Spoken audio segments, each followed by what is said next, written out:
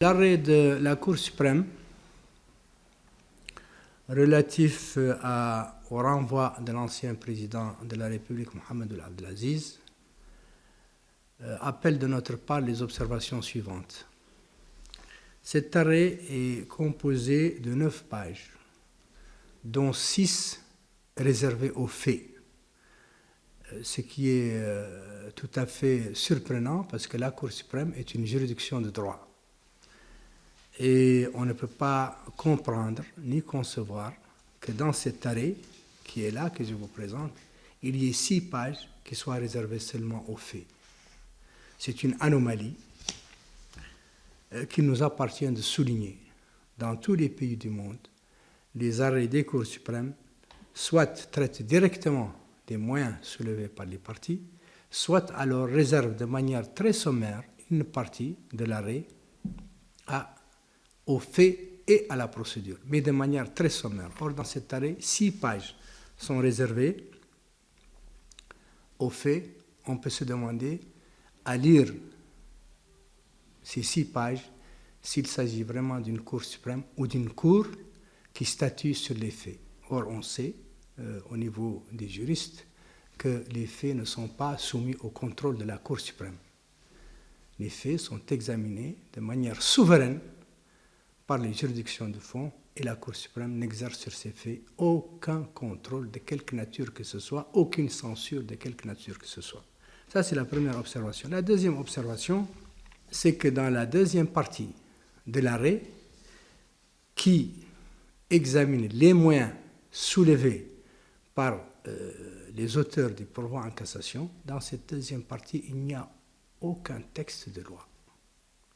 Aucun texte de loi n'est soulevé pour remettre en cause ou pour rejeter les moyens qui sont soulevés par les parties. Il n'y a aucun texte de loi. L'arrêt est là, je le soumets à votre examen, on n'y trouve aucun texte de loi. Il y a des supputations, il y a des projections, il y a, si vous voulez, des constructions de toutes sortes, mais il n'y a pas un seul texte de loi. Pire encore, l'arrêt remet en cause le décret qui crée le pôle chargé de l'instruction.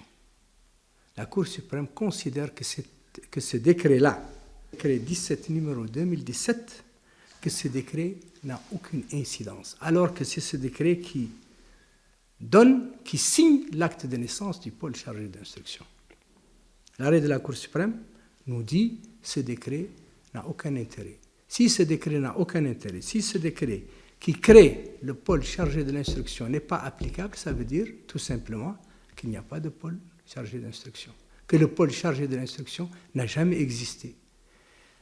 Mieux encore, pour l'application de la loi portant sur la corruption, cette loi prévoit qu'un décret va donner naissance à ce qu'on appelle le pôle chargé de l'instruction. Ce décret, il est sorti, c'est le décret numéro 17-2017.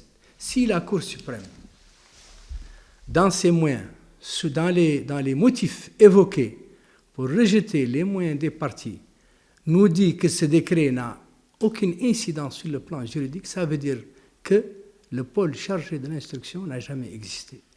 Donc ça, ce sont des éléments fondamentaux sur lesquels je voulais attirer l'attention de l'opinion publique nationale et de l'opinion internationale pour dire que cet arrêt de la Cour suprême, ni sur le plan de la forme, ni sur le plan du fond, ne peut être considéré comme une décision émanant de la plus haute juridiction de la République islamique de Mauritanie. Je vous remercie.